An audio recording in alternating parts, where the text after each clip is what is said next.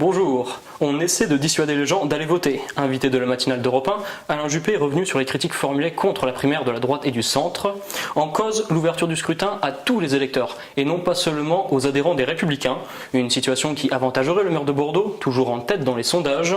D'après lui, les Français se moquent de savoir, je cite, « quelle est la coloration un peu bleue, un peu rose de ceux qui iront voter aux primaires ?» Fin de citation. Une pendaison de crémaillère qui vire au cauchemar. Samedi soir, à Angers, le balcon d'un appartement s'est effondré, entraînant la mort de 4 personnes âgées de 18 à 25 ans. Ce dimanche, le procureur de la République a annoncé l'ouverture d'une enquête judiciaire pour homicide et blessures involontaires. Cette procédure aura principalement pour but de déterminer la cause de l'effondrement. Le procureur a par ailleurs précisé qu'aucun des 14 individus blessés dans l'accident n'était en situation d'urgence absolue.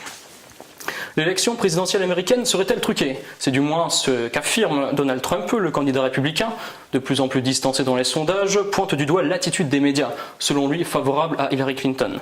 Mais il remet également en cause la validité du scrutin dans de nombreux bureaux de vote, sans pour autant donner de plus amples informations.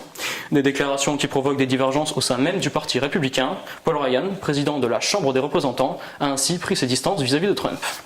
Dan Carter peut pousser un ouf de soulagement. D'après une information révélée ce matin dans le journal L'Équipe, l'ouvreur du Racing 92, impliqué dans l'affaire des corticoïdes, ne sera finalement pas inquiété. Les deux autres joueurs concernés, Juan Imhoff et Joe Rokosoko, devraient également être blanchis. Rappelons que des traces de corticoïdes avaient été retrouvées dans les urines des 3 Racingmen à l'issue de la finale de Top 14 remportée par leur club en juin dernier.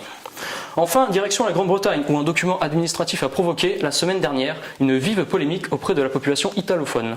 Depuis 2006, les écoles britanniques demandaient aux élèves de langue maternelle italienne s'ils parlaient l'italien de Sicile, de Naples ou du reste du pays.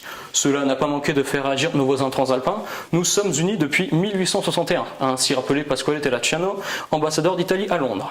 Le Royaume-Uni, qui s'est empressé de corriger cette erreur administrative, a également présenté ses excuses. C'est la fin de ce flash, merci de nous avoir suivis, bonne journée.